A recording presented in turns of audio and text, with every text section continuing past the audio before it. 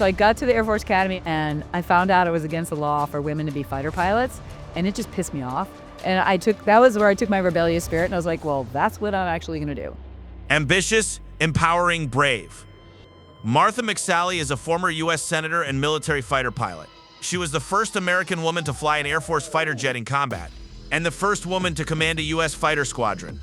Don't ever tell me you can't do something because you're a girl. That's exactly what I'm going to go fight. Over her 26-year military career, Martha flew hundreds of combat hours in the A-10 Warthog during her deployments in the Middle East and Afghanistan. Oftentimes, the very things that almost crush us are the things that can help strengthen us and propel us.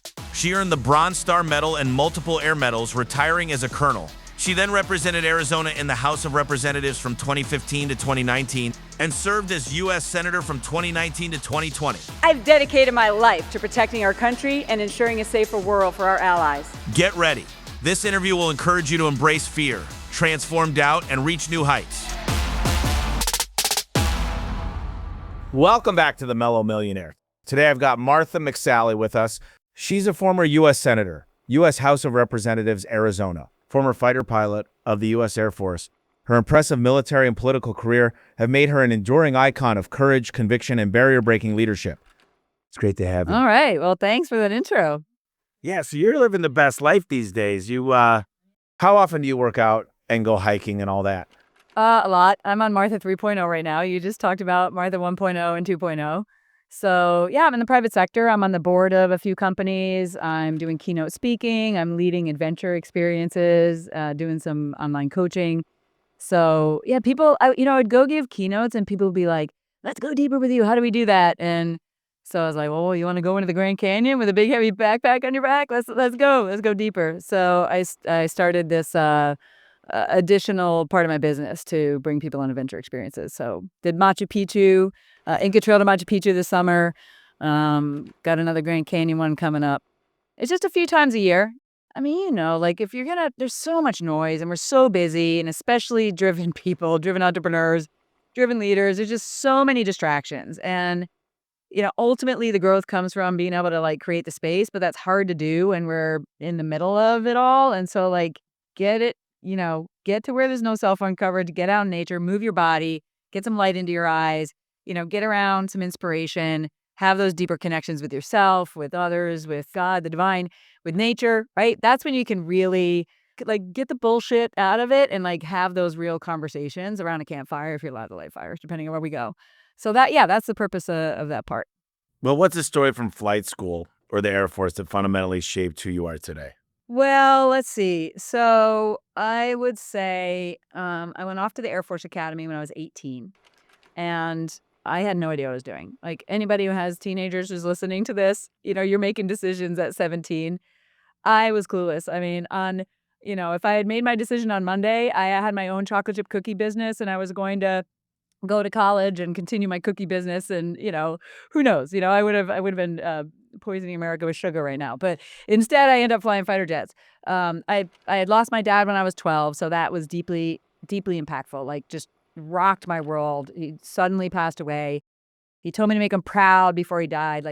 I was dealing with the grief, and I was trying to make my dead father proud, and the journey was not an easy one, right? So I went to the military in part because I knew I was very driven, but I knew I also could go either way because I hadn't unpacked my shit yet. And I was a little volatile and rebellious. And I just thought it could give me some guardrails for me to grow up. I wouldn't have used those words at the time, but just to do something meaningful and purposeful, while I was, continuing to drive, and do something meaningful. So anyway, I mean, I had no idea what I was doing, but I didn't want to be a pilot.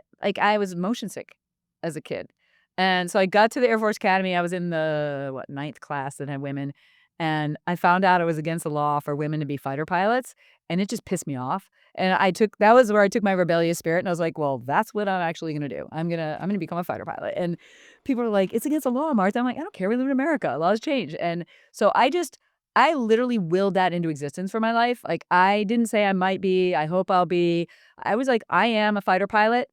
This is what I'm going to be. It was my identity. I just took it on, even though it looked impossible.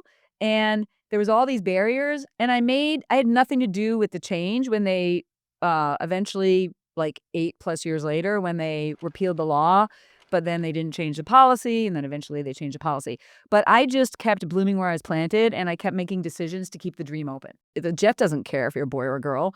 It just cares if you fly, fly well and shoot straight. So I got the phone call saying, you still want to be a fighter pilot? We've identified you, you earned one, and you're going to be in the group that goes first. And I was like, fuck yeah, let's go. Let's go. I mean, it took a couple of years before I eventually, trained in A-10. So then I picked the A-10, brought me to Arizona and Tucson to fly the A-10. I had a choice of any fighter.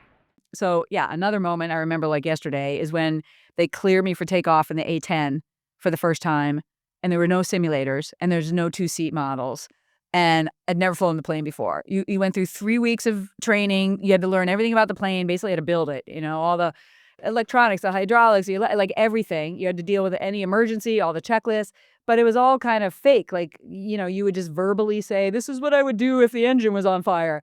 And then your engines are revving, you're taxiing down the end of the runway, and they clear you for takeoff. And I just remember, like, I feel like I'm going to throw up. Like, I've never flown this plane before. It was almost 10 years from when I entered the Air Force Academy to when I was cleared for takeoff, right? And I had a decision in that moment, right? What am I going to do? Am I going to, like, throw up in my mouth and taxi back in and say, like, this is crazy, I'm not doing this? Or am I going to take off afraid?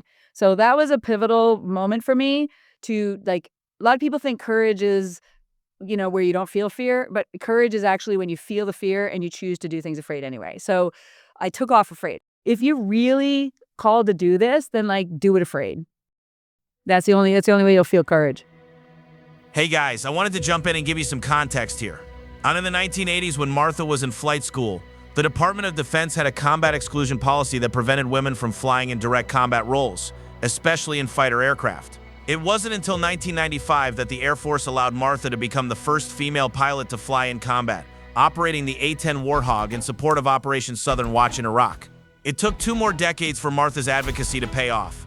In 2015, the Secretary of Defense finally opened all combat roles in the U.S. military to women, a landmark shift in American military history. Martha's fight for equality didn't stop at combat roles. She also challenged military policies that treated female service members differently overseas.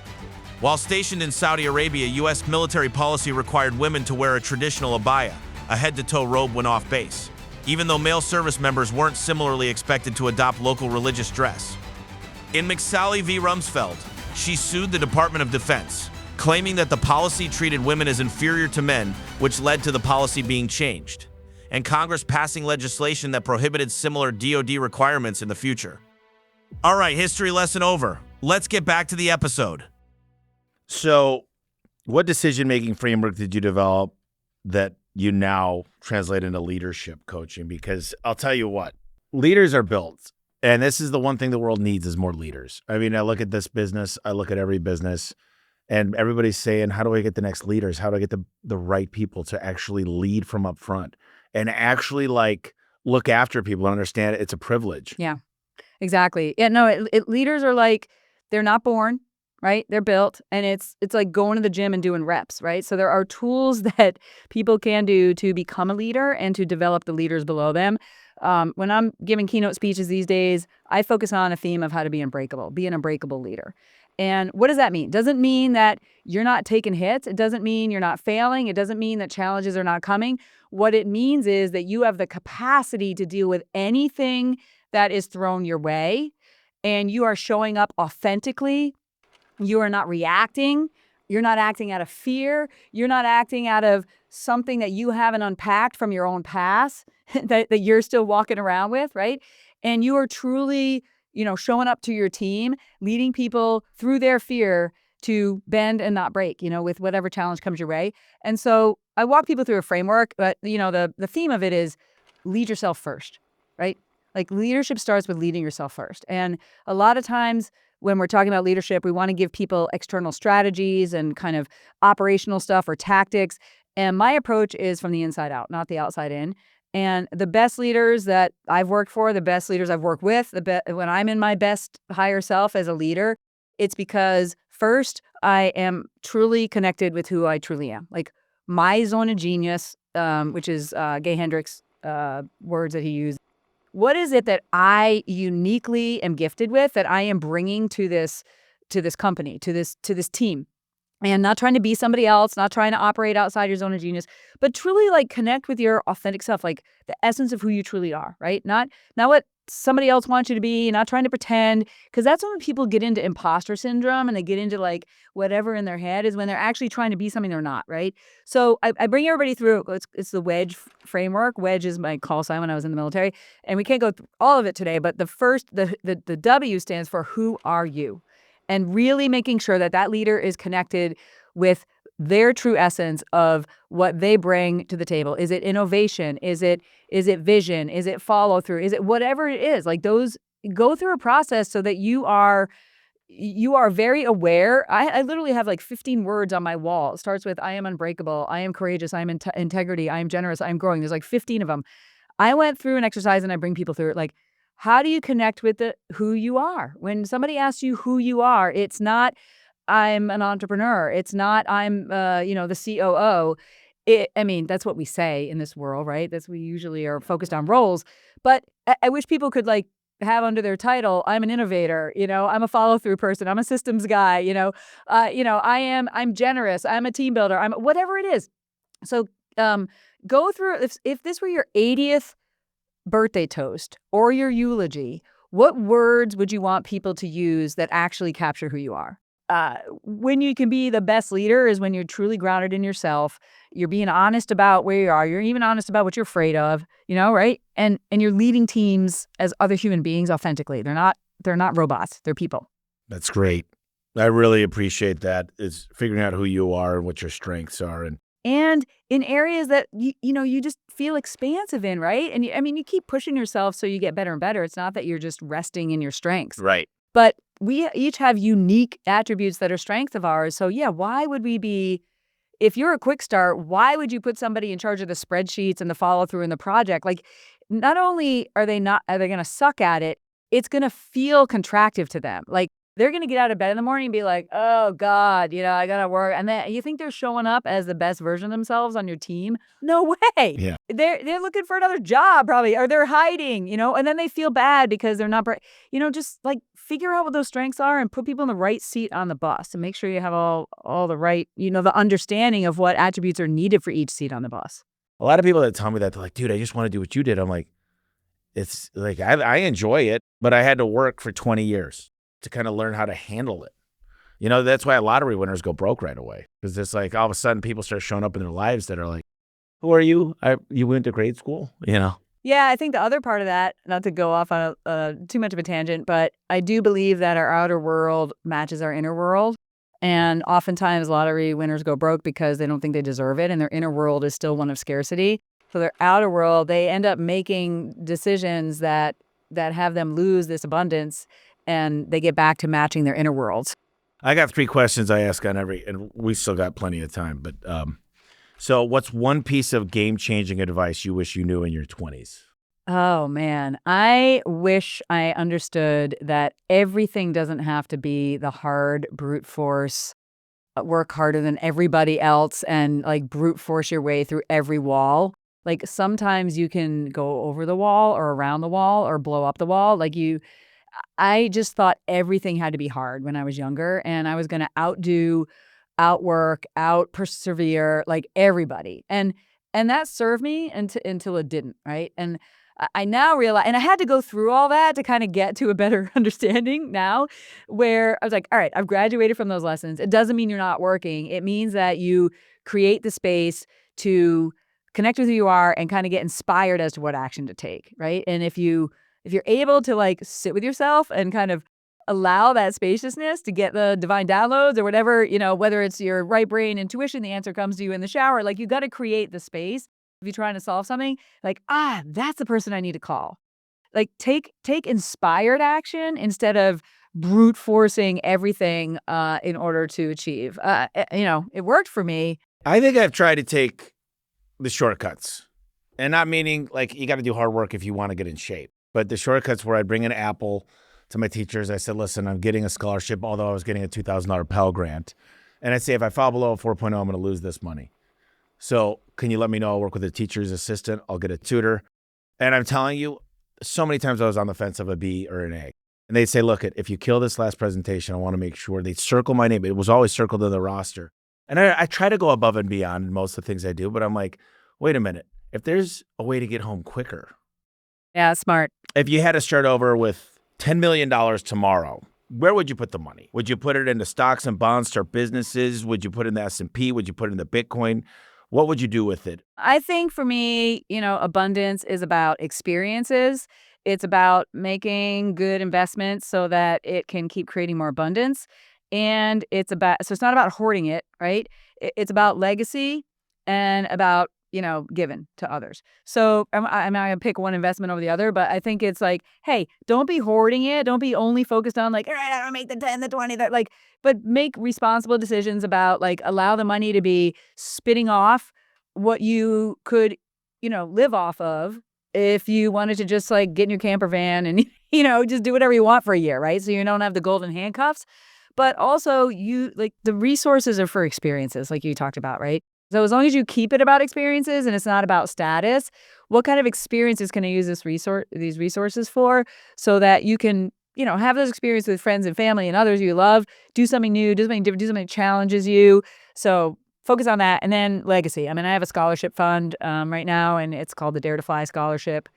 I partner with the Arizona Community Foundation, and my intent is to find people who are diamonds in the rough, who have been through adversity or often have generational trauma, generational dynamics, but they have shown some inkling of saying it stops with me, and they're fighting their way forward. And I invest in them and I mentor them so that they can stop the generational cycles and they can, have an inflection point in their life that changes their life. So definitely the kind of investing in what you care about in order to make a difference in other people's lives. Yeah.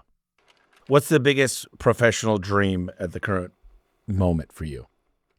I'm in Martha 3.0 right now. And so I'm in a state of reflection. Martha 3.0 is about maximum freedom of time because I never had that in the military and in politics, right?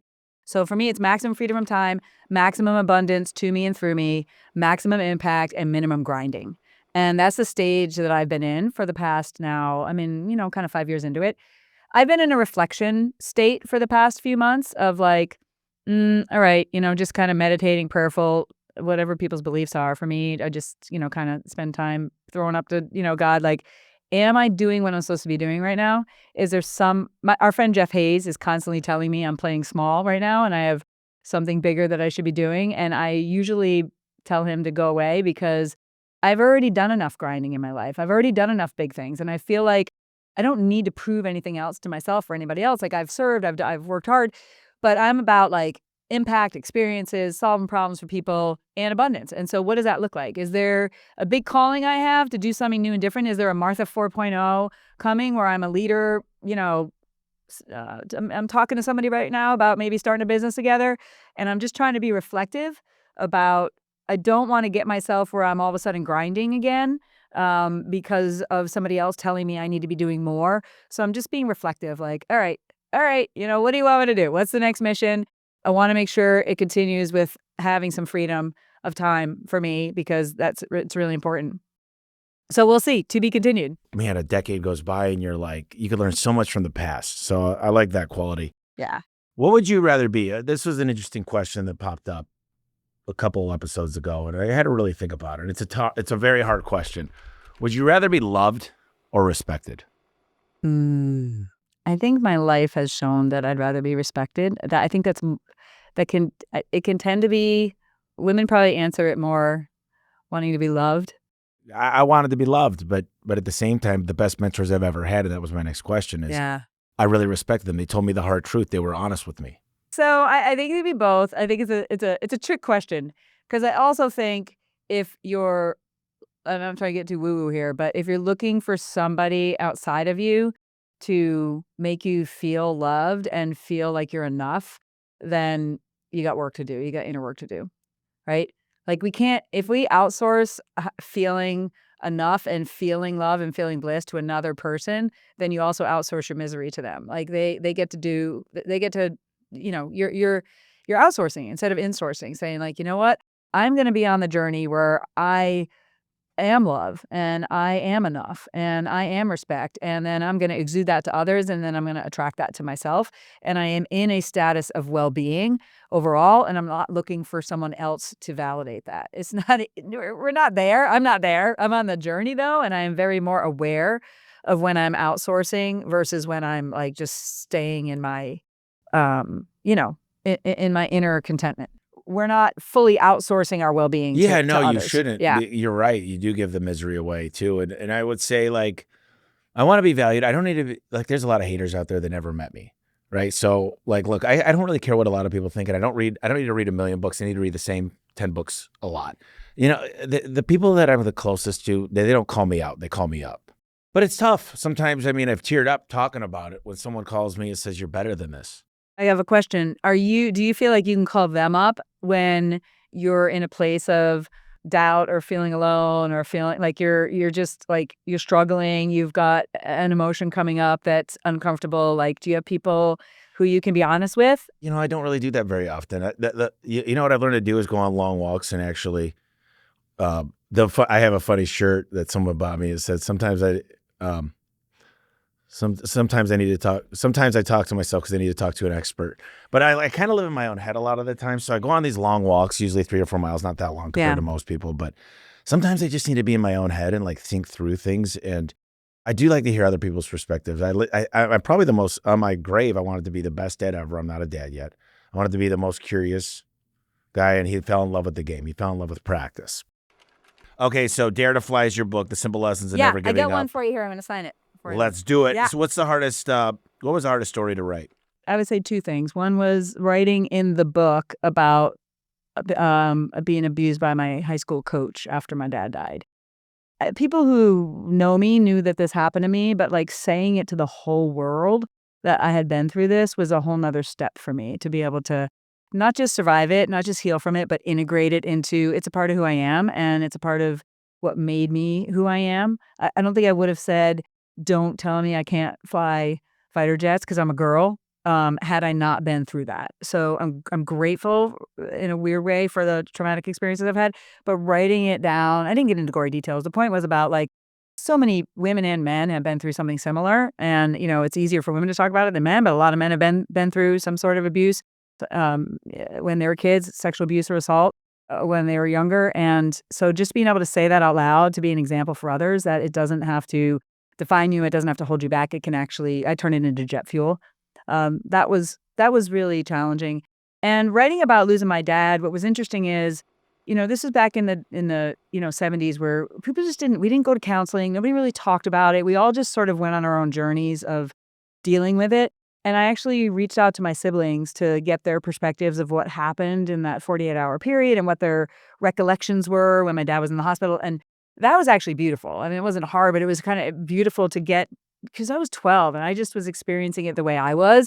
And so for the first time, like decades later, we're actually as a family talking about the night we lost our dad. And so that was actually a beautiful connection to have and to hear very different perspectives from my siblings. Yeah, look, I always think about that day, tomorrow's not promised even for me. And it's like, there's this thing I saw, it's a death clock. And it's like, if you're going to live to be 75, some people live to be 100, but it actually is ticking down. It makes you think a little bit about like clock's ticking. And a lot of the AI stuff I've been reading is like, you're losing life. You're dying today. You're dying every day. So there's our friend Jason Campbell, right?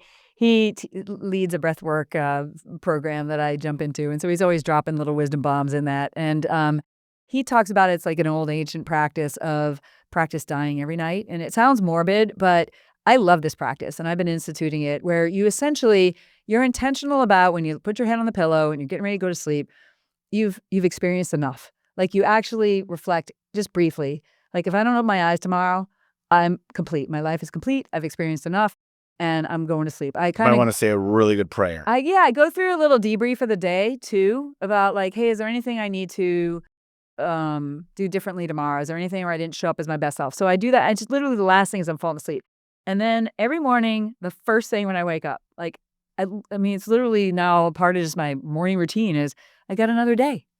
I literally say, I got another day, And so it's like just to have that perspective of like, wow, we got another day. No, it doesn't mean you have to go, climb a mountain or do something big. You may have to just do your laundry and go to the grocery store. But just having that gratitude of, I got another day. Like, live each day truly with gratitude, because we don't know. I mean, my dad was there one day and gone the next. I've had friends who died in the military. I've had friends who died in car accidents. And again, not to be morbid or fearful, but just living a full life every day without regrets.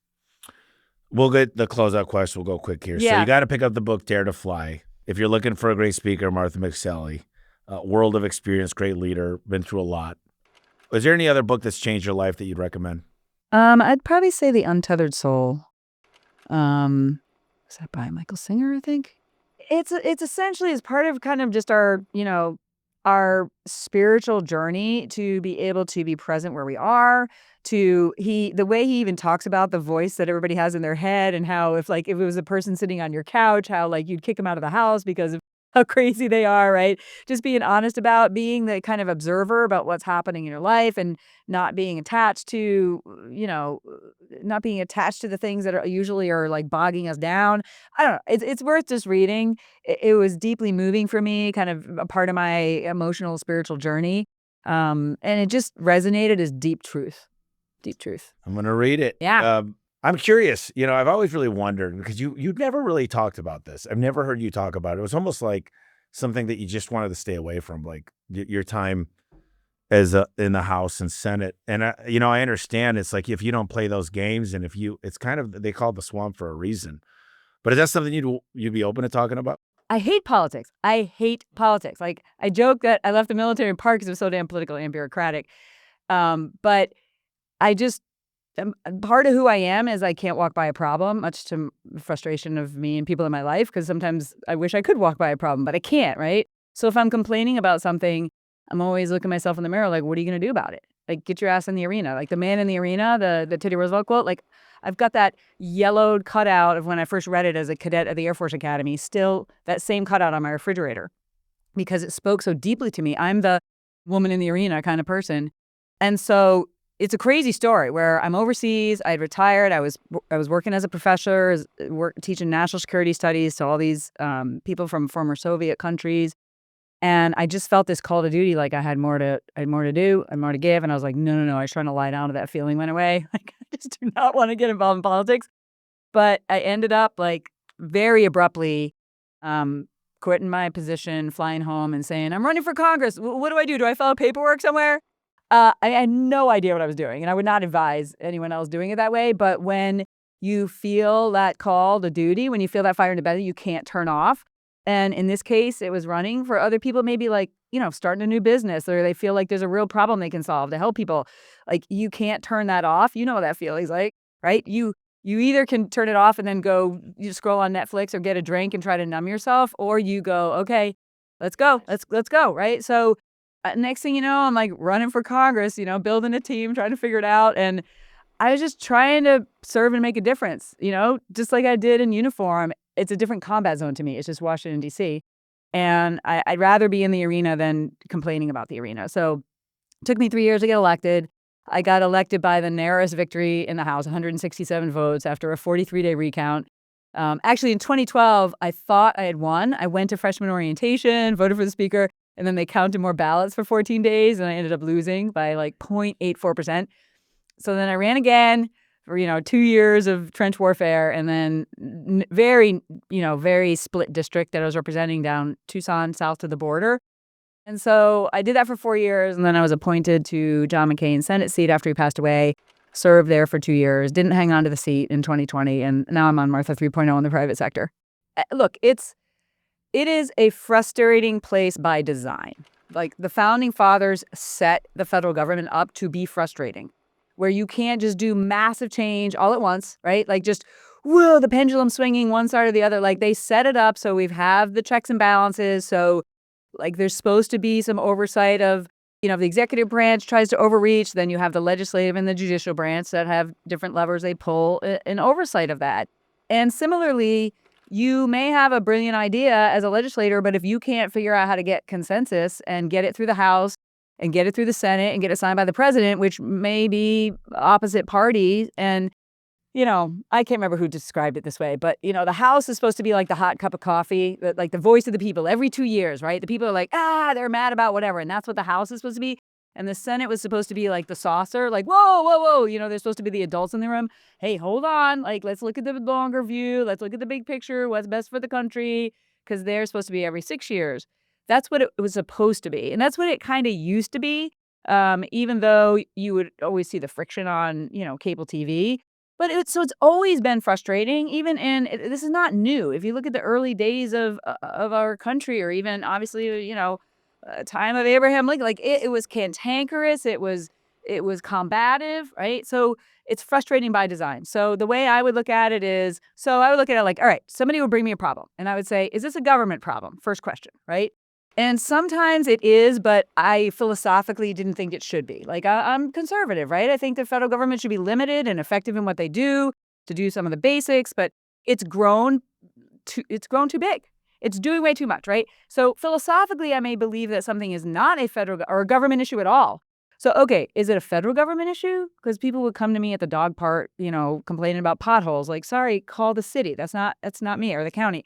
So if the answer was yes and yes, is a federal government issue, I used to sarcastically say, does this literally take an act of Congress to fix? Because not everything should. Like, sometimes in our oversight of federal agencies, especially when they're of the same party, we usually have a better relationship where we can get the cabinet secretary on the phone and be like, hey, what's going on with this issue? This regulation is just crushing small businesses, and here's all the negative effects. See if you can get them to adjust it or whatever. And if it literally takes an act of Congress, then you need to craft the legislation. You've got to get support, get it out of committee, get it on the floor. 98% of the bills, die on the floor of being introduced. So I would actually try to get it across the finish line, which is not being on cable news every single day and Twitter. It's actually doing the job of a effing legislator, right? It doesn't sell, right? And so my freshman term, I was an outside group evaluates members of Congress, and I was ranked the 9th most effective member of Congress my freshman term. So I was getting shit done, right? So it was frustrating. By design, it was frustrating. I would say, there's an opportunity though, because you're in the room. So you don't feel helpless. You feel like, I'm hearing from my constituents. I can actually do something about it. And I was able to be as effective as possible in a very, very challenging and frustrating environment, but was able to solve problems for very real people. And so I'm proud of that. I was really grateful for the opportunity. What is the best way to get a hold of you if someone wants to reach out? My website's marthamcsally.com. We're redoing it right now, but there's a way to get on my email list. They can certainly email me if they want directly, mm@marthamcsally.com. And is there a social handle you like? LinkedIn? At Martha McSally is pretty much on all the profiles. So I'm LinkedIn more on the business side of things, and I'm on Instagram and Facebook, more on the personal side of things. Yeah. And then we talked about a lot of things. You could give us anything you want to close us out, anything you want the audience to hear. I would just encourage everybody who's listening. I'm sure you're all driven people, and you're changing the world. You're doing amazing things. You're running companies. You're a part of, doing really important things in the world. You're building wealth. You're getting a lot of resources in abundance for you. That is awesome. Keep doing what you're doing. The world needs you. But also, connect with who you are and do the inner fucking work. Do the work, because that is never going to satisfy you. And you can do both. You can be successful on the outside and successful on the inside. But our journeys on this earth are about really connecting with the essence of who you are, expressing yourself in the world through work and through relationships based on that true essence. And so don't leave that part behind. It's really important in how you show up in your business, in your relationships, for you to unpack the shit that's holding you back, to be honest about the fears that you're dealing with that are holding you back, and really be showing up as your authentic higher self. It's the most courage it takes is to do that work. It's really important. This was great. I got a lot out of this, Martha. I really appreciate you coming in today to the studio. Yeah, thanks, Tommy. It was a great conversation. Fantastic. Thanks so much for listening to this episode. Like always, we're going to close it out with the Tommy Truth, which is a little slice of wisdom from me to you that can help guide you in whatever you're striving towards right now. A lot of people say, I'm just not close to a gym, I don't have time to work out. That's not true. I did 150 push-ups this morning. I walk a quarter mile on the treadmill, 25 push-ups. When you're at a mile and a half, you've done 150 push-ups. And then I did 150 sit-ups. I do 75 at a time. I just do crunches. So if you don't have a lot of time, you travel, this will fit in a bag anywhere, right? It's so easy, it's just a band. You can do a lot of push-ups, you can do sit-ups, you can go like this, you can change it around where you're getting your chest in, you can do things for your back. I can't tell you enough how important it is, how much less stress I have, less anxiety, no depression because I work out regularly. And that's it, guys. We'll talk to you next week.